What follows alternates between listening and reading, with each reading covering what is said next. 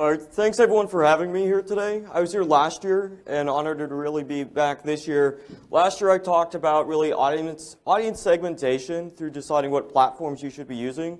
And I feel as though this year's presentation about Pearl Harbor is a great follow-up because we spent a lot of time on deciding how we wanted to strategically, of course, use our platforms to honor the past and inspire the future through multi-platform engagement.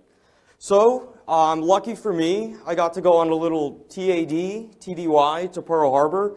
And when you look at it and you think about Pearl Harbor, the first thing that probably comes to your mind is water, ocean, etc. So while I did get to see that, it wasn't so much a chance to spend the time on the beach, but as the presentation catches up here, more along the lines of spending time in the Joint Information Center, because the team out there at PacFleet really understood the value of telling the Pearl Harbor story, not just part of the media engagement, ComRel, or anything like that, but they knew from the very beginning that they wanted it to be across the spectrum. So this was my view for about 13, 14 days out at Pearl Harbor. This was the Joint Information Center, and this was really the hub of the content creation, how we were going to distribute content, and then how we wanted to message it. So with that, I spent a lot of time beforehand talking to the PacFleet team about what was the messaging that we wanted to use, as well as integrating the planning into it. So it wasn't just, again, social media by itself, but digital media was really the hub of everything that we were doing. And in the scene here, I'm actually, of course, behind the camera, but I was sitting next to the chief who was running the NPACE unit out there that was really focused on the messaging, the content production. So it was an opportunity to insert our messaging not just in the post or the tweets, but into the actual content that was being created itself. So again, a view of my office, not exactly a view of the beach. I hear Hawaii does have beaches, and hopefully in the future I'll be able to see those again. But I was really honored to be able to tell the Pearl Harbor story because many of these veterans and survivors won't be around for next year's or a future one. So being able to preserve it, telling it digitally and across the spectrum. So what we did was we just didn't focus on social media, as I mentioned, but we were proactive in how we wanted to push out content. We wanted to push out content both digitally, traditionally, and in the both realms of AP wiring, Vocus pushes, and other ways that we could really send that messaging out. And then we looked at really a couple different audiences, some of which were a latent audience. We had identified we want to be able to reach a younger audience that may not know about Pearl Harbor. 75 years ago, of course, and it was a chance really to tell those younger Americans what the Pearl Harbor story was. They may understand what it was, but the importance of it may have not been there as far as how did it impact the global operations today. We wanted to make the general public aware of the impact. We'll look at some of the messaging, as well as the region. When we looked at how we wanted to place content, it wasn't just Navy. We looked at PacFleet, we looked at the installation, as well as how we can really tell the story of survivors, World War veterans, and again, to the installation fact, the local Hawaiians out there. So it was a big opportunity, and when we looked at it, I mentioned that the PacFleet had really developed the comm plan in advance, and when we looked at what they wanted to accomplish, again, creating awareness about December 7th, 1941 and its importance, as well as creating products internally that would be able to tell that story to really inform the sailors of today about the historic day, and then tying in the messaging both from Big Navy, PacFleet, and then PACOM. So it sounds like a lot because it was a lot. It was my first chance to really do extended TDY, and it was probably the most tiring time I had, but also the most rewarding, because we were able to communicate the themes that were really important. That the Navy was committed to regional security, maintaining strong alliances. Pacific Ocean American security depends on a capable and credible Navy. And just like the sailors attacked on December 7th, 1941, today's sailors embody the four core attributes of the Navy: toughness, accountability, integrity, and initiative. So when we looked at how we wanted to be organized, I said I really integrated myself into the JIC, which was run by PACOM. And then the Navy component, again, we were all in the same room, not just the Navy, but Air Force, Army, and the Marine Corps. And the JIC was run by PacFleet. And within that, like most media opportunities, we had outreach, we had production, and then we had the assessment part of it. And for me, I was the media outreach for social media. I was the production opportunity to insert our messaging, and then at the end, an opportunity to really wrap up the assessment. We just didn't wait until the end. We used one of the tools that we have. It's called Nuvi. Earlier in the week, Brad talked about what they use over at DMA, but we were able to adjust our tactics as the week went along. So how did we implement our strategy? As I mentioned, kind of a team of one integrated into a larger team. So when we started looking at it, we wanted to really take a look at the editorial calendar, how we were going to use field production, not just gathering content in the field, but really shaping that messaging in real time. So we weren't waiting for the next day or the end of the day to push out content. We were looking at a matter of hours to be able to do this. And it was because we came out and we looked at really the editorial calendar of what we wanted to communicate about Pearl Harbor. Now this includes Navy, Air Force, as well as Marine Corps and Army, and as you could see, it was a big Navy story with a lot of events. So when we looked at the planning of what we wanted to do, we didn't focus just on, we need a photo, we need a video. We focused on what type of photo we wanted, what type of video, when it was going to be delivered, and then what platform it was going to be used on. So some of the behind-the-scenes stuff might be appropriate for Twitter, some more of high-impact content, Facebook, so we could push out really with an intent of how we wanted to communicate it. And then we told the MCs out there, during the ceremony, we want you to text us a photo back so we can post it in real time. And then after the fact, we need your really good photos, 3 hours, so we could not just post social media, Navy.mil, Divids, Vocus, AP Wire, and then sending it directly out to those hometowns that had a vested interest in what was happening out there. So the content phases. I come from a news background, television news producer. So when I look at telling a story, I look at it in a couple different ways, especially for a campaign.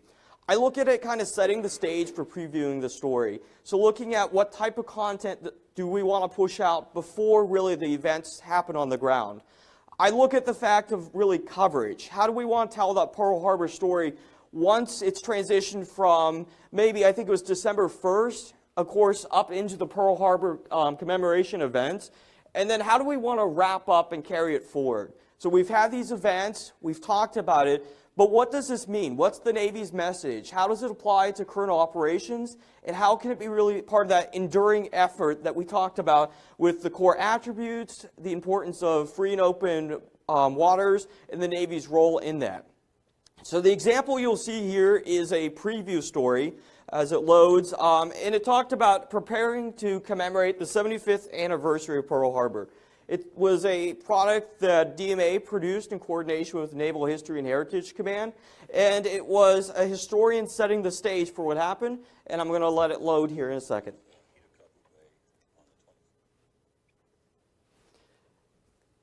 And up there on the screen, you can see that we really set the messaging with honoring the past and inspiring the future. The Japanese left Hitokapu Bay on the 26th of November, their time, to cross the Pacific to attack Pearl Harbor.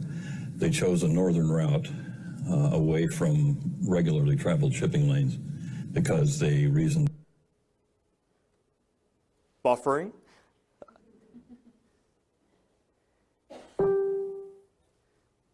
Buffering. And so while this loads, it was one of two pieces of content that we pushed out beforehand that really set the stage. It was tied into it on this day, so we use this as an opportunity on Twitter. As I mentioned, we just didn't push out content on one platform. This never showed up on Facebook because, again, we tied it into an on this day in naval history about how did we want to commemorate that and set the stage, as I said, with a preview and then moving it forward. So can we switch over to one of the PowerPoints on the local drive, please? The modern parts of technology, of course, it works beforehand, during, up to the point where it starts, and then in the middle of it, it doesn't. Just to kind of give you a little background there. Facebook released Facebook Live for everyone. And where you used to have to use it on your phone or a mobile device, you can now stream from your desktop like a webcam, or like I was doing there, streaming using an encoder from my laptop to get it up to the screen.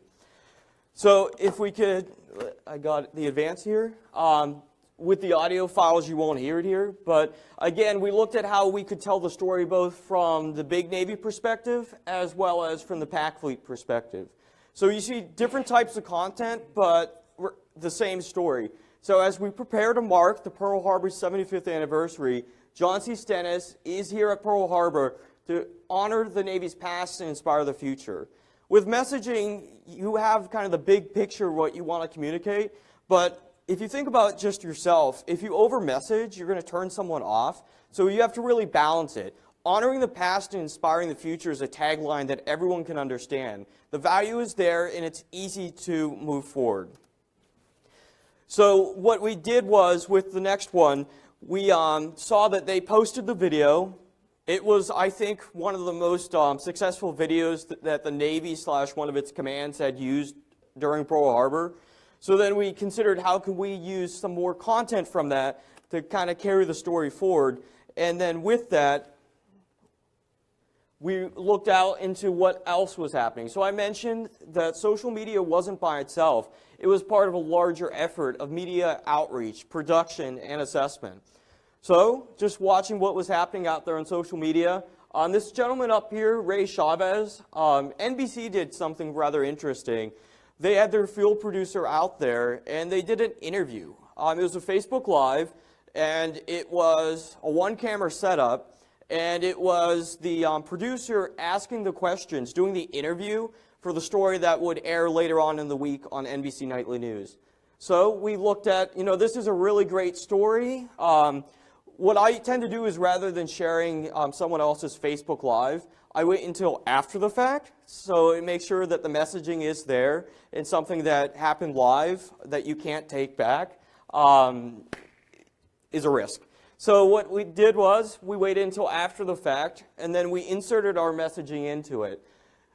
U.S. Navy sailors, like Pearl Harbor survivor, embody our attributes of toughness, accountability, initiative, and integrity. Just like today's sailors, honor the past, inspire the future. So again, a very simple thing to understand and a very simple thing to process.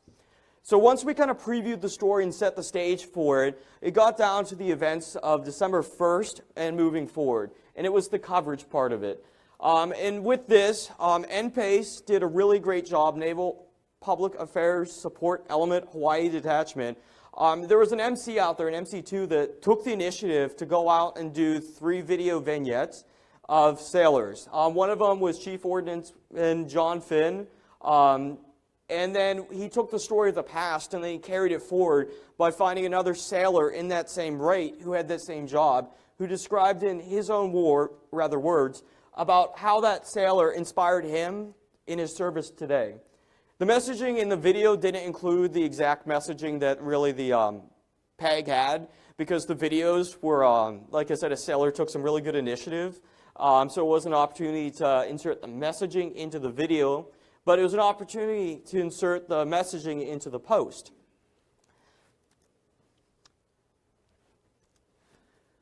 So the coverage. This was one of the events that was up there. It was a memorial service for a Pearl Harbor survivor. So we looked at, again, how do we want to share the content? We shared it not just on Facebook, but we didn't share the same content on Twitter.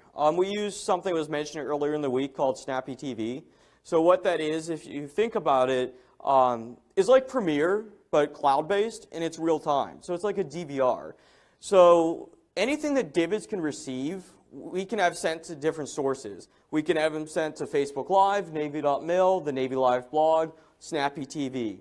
So what we did was, rather than air an extended ceremony that has moments that are not as interesting as others, you're able to really slice things together. I want to correct myself, this was a finished product, but I'll show you in a second. But really the theme of it was that you don't have to share the same content over the same places. So we did the Navy.mil story, we embedded the photos, we embedded the video, but then we took it one step forward. There's still non-traditional ways to push out content. And one of them was doing a little research. So the Milford Mirror had published a story previously about this Pearl Harbor veteran. So I looked up the email address, and I sent them our content. And it was free content for them. So what they did was they took that imagery and the story and followed up on their own story. So they had to do nothing besides take the content that we had produced. And this was another opportunity. The article said where the sailor attended high school, looked up the school district's information, and sent them the content. So it's kind of thinking out the box about how you can really get more bang for your buck with content. Thank you for sharing the information with the district. It's important for us to remember our veterans, especially those in our community. They would have never known that this was happening if we didn't tell them. And this wasn't a matter of using some high-priced product or any media tool like that. This was doing a Google search. They have their school district information on there, so I sent them the content. Again, you have to look at different ways to tell the story and different platforms to tell it on. It's all multi-platform. You have television, you have iPods, iPods, kind of dating myself. They're still around, you can buy them. You have iPhones, but again, you have different ways to tell the story. So if we did a Facebook Live, we also did a Twitter Periscope, but you see that you can really take the moments that you want to communicate, those quotes, those command messages, and tweet those out in real time. So while you still have the live feed, you can really emphasize the things that you want to focus on. So beforehand, Admiral Kirby always said relationships matter. Former Chief of Information, former Pentagon spokesperson, former State Department spokesperson. So he was always stressing relationships matter. So I used a relationship. I reached out to Jared, who was here earlier this week, and said, hey, we're doing this. Anything that you can do to help amplify that, great. So like I said, we used our Periscope account, which again, we took the feed from Divots and sent it to Twitter. Before that was limited to some partners, but now anyone can do it. So think about that, how you can tell that story. At the command level, you're not going to have a Pearl Harbor, and you're not going to have things that really interest NBC. You could, but think about how the relationships you can use with your local media affiliates and others in the area. Because what happened here is we used Periscope. Twitter, our Periscope was retweeted to 730,000 followers. On top of that, does anyone know who @Jack is? Yeah, and he's the CEO. He retweeted our tweet that had the Periscope live video in it. Awesome. Hashtag. But it was a way to reach his 3.9 million followers. So again, you're not going to have every opportunity to reach out to Twitter, but you can reach out to those local contacts that you have and you benefit from the relationships that have already been established. So we did the preview, we did the coverage, and then how do we want to wrap up and carry this story forward? Because again, we wanted to inspire the future. So looking back, this week gave us an opportunity to honor the courage, service, and sacrifice of Pearl Harbor personnel present during the attacks. Thank you for your toughness, accountability, integrity, and initiative that you demonstrated on December 7th and throughout your career. We honor the past because you inspire the future. Bravo Zulu shipmates. That's inspiring. It's a great image. It is something that just communicates really the feel of Hawaii. And then with Twitter, Pearl Harbor 75 coming to a close. But we remain indebted to our veterans who paved the way for stable international order in the region. You might remember that was a theme earlier in the presentation. So again, you don't have to use every theme or message at once. You'll turn people off, for a polite way of saying it. But when it's appropriate, use that opportunity to tell the story using the imagery and content you have. You don't have to repurpose every photo you have. You can hold on to it so there's an appropriate time and just a great image. So how did we look at really the content flow? I mentioned this at the end because it's more of a part of the wrap-up and carrying the story forward. So we broke it up into chunks. How did we want to use it? We were going to use Facebook, we were going to use Twitter Periscope, and then YouTube. We were also going to use more of just Vanilla Digital Media, Navy.mil, Navy Live Blog, and Divids. And then the traditional media, email, AP Wire, and Vocus. You saw how we pushed out content earlier. So we had these buckets, and within these buckets, we had different ways to tell the same story using content that was appropriate for each platform. And then Navy Live Blog. It's kind of become more of a best practice for us. So when we have long-term events like Exercise Continuing Promise or Pearl Harbor 75, to carry the story forward by collating it all into a blog that will include all the content. So it's like if anyone's familiar with Storyfy, it was a way to kind of take Facebook posts, tweets, Instagram, and put them all in one location. We do that with the blog because with WordPress we can do that. We can embed YouTube videos, Facebook posts, tweets, etc. So it offers a one-stop shop, kind of a landing page for one event. So the assessment. Let me go back.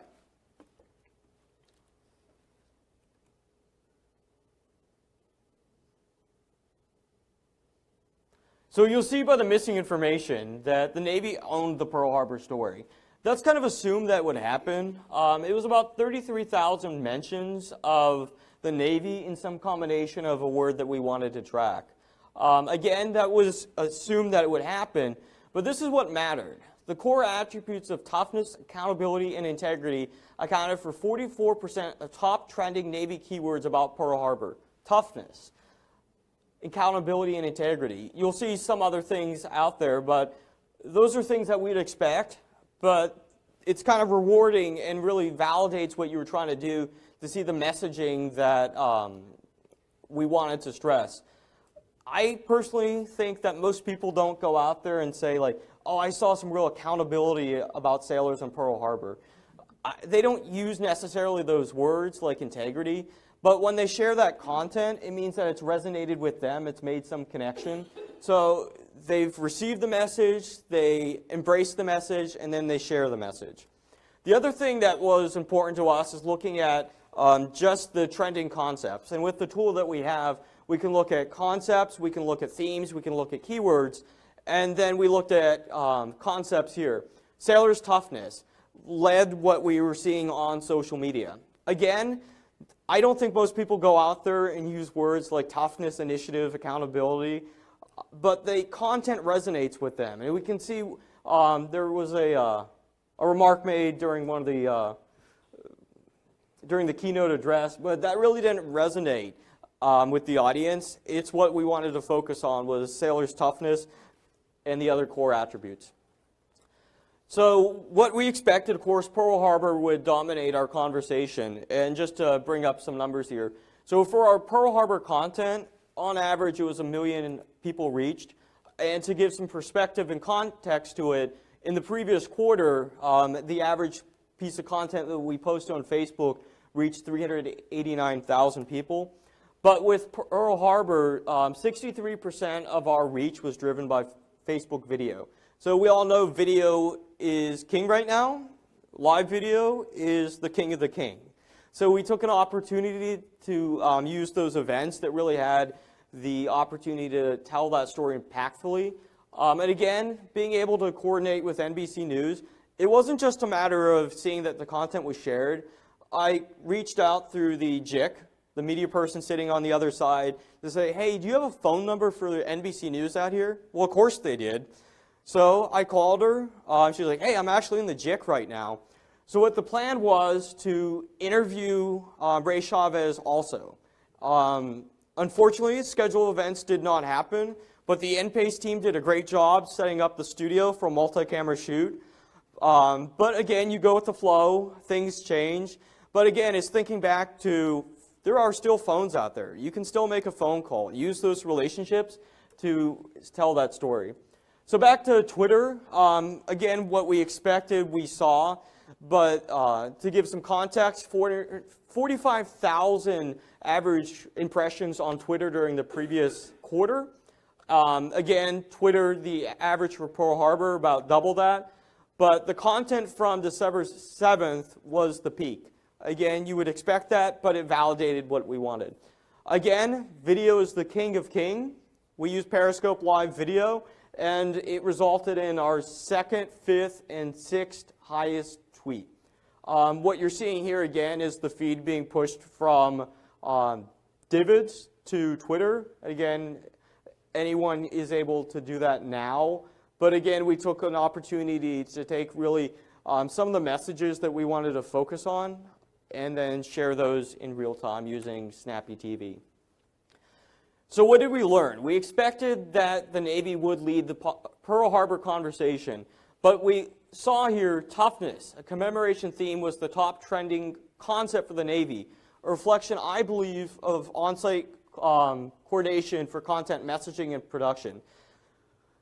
The time change, I think 7 hours, but none of that could have been possible to be able not just to coordinate in real time, because the content would have been delayed anyways in the back and forth, but being able to be in the room. We always talk about social media, we know it's important, but it needs to be at the table. I was literally at the table. Live social media video drove increased reach and impressions and engagements on both platforms, Facebook and Twitter.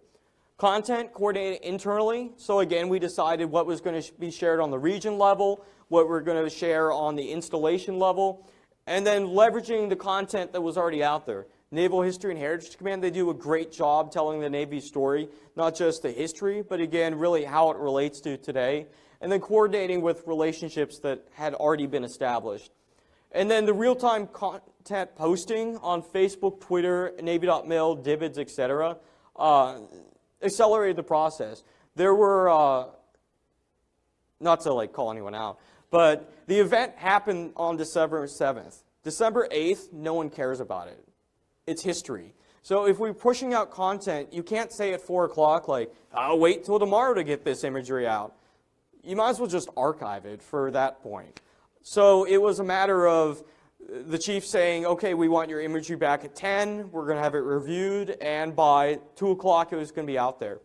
Knowing that during the actual commemoration event, security would be tough, so they transmitted from the ground. They took an air card out there, they sent their best selects back to us, they're edited and posted maybe in 10-15 minutes, maybe no more than 30 minutes, not just to our properties, but we were able to push it out as well to external media.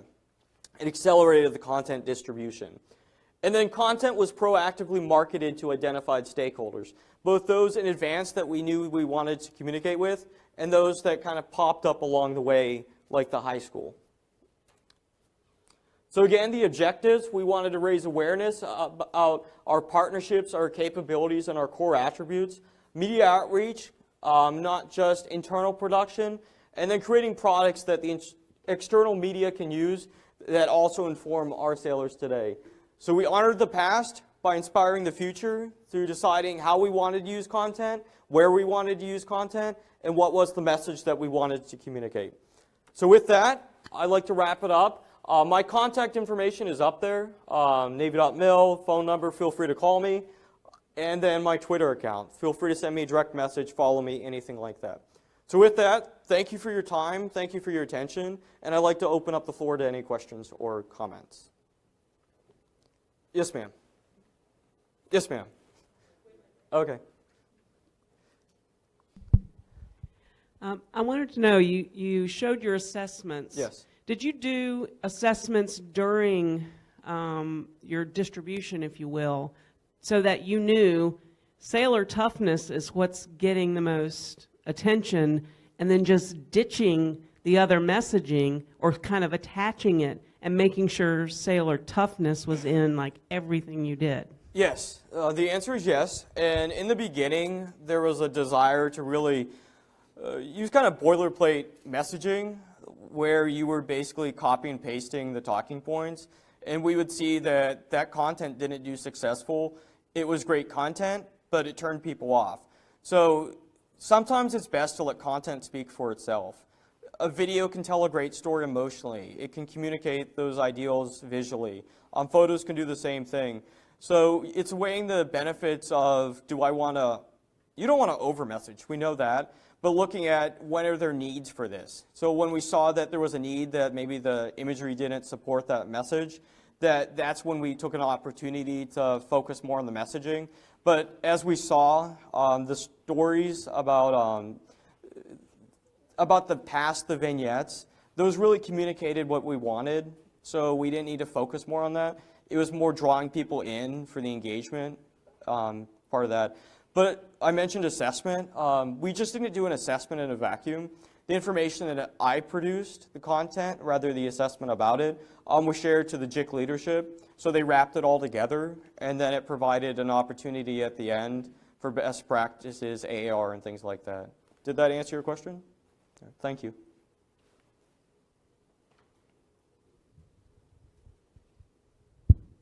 Hi, thank you. That was very interesting. And actually, I managed the Pearl Harbor things for the National Archives, so Okay. I was watching you guys all day on the Good. 7th. All right. So I was wondering, a speaker earlier on the first day of the conference mentioned that Pearl Harbor 75 turned out to not be the trending hashtag. And I was wondering if was that the case and what hashtag was the trending one? Because I went back and actually looked at our Storify and I was like, I don't see another hashtag.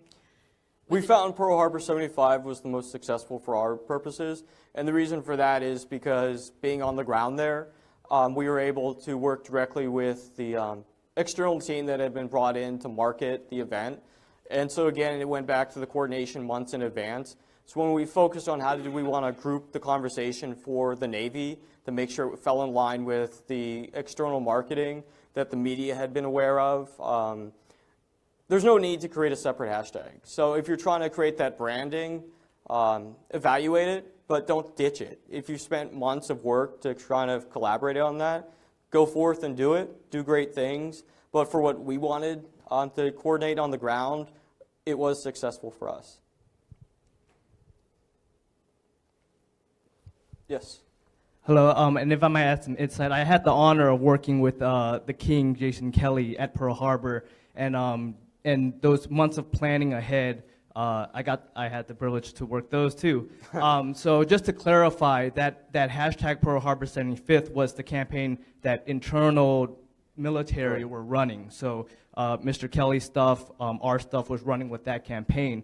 What Brad was talking about is when they were looking at the space on that day, they found out that the public at large were using another one, so we were able to execute on both. Mm-hmm. But yeah, like you said, if you already have one in your set and you've got that that hierarchy and that unified voice, there's no reason to abandon it. You can use more. You're not only putting out one post with one hashtag.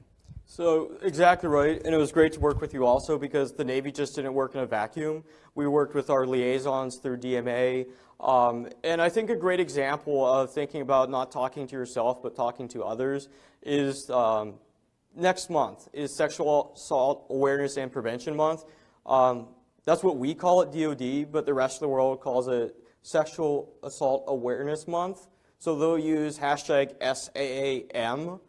We'll use SAAPM. So to speak to our audience, we'll use the DoD hashtag, but at the same time, we'll also, the Navy, use the one the rest of the world is using, so we can join that conversation. Because it is kind of like a Venn diagram. You think about, you have your own internal things you're trying to communicate and reach, and then you have your own external audiences, and ideally, they should overlap if you're trying to tell others what you're trying to communicate, and that goes back to the objectives that you have in the beginning. Well, with that, thank you. Again, Pearl Harbor has beaches, but what was the most rewarding part for me was being able to preserve these stories. And it was stories that we told, and a lot of them will never be told again because those veterans won't be along for much longer. So thank you for that, and I appreciate it. Thank you.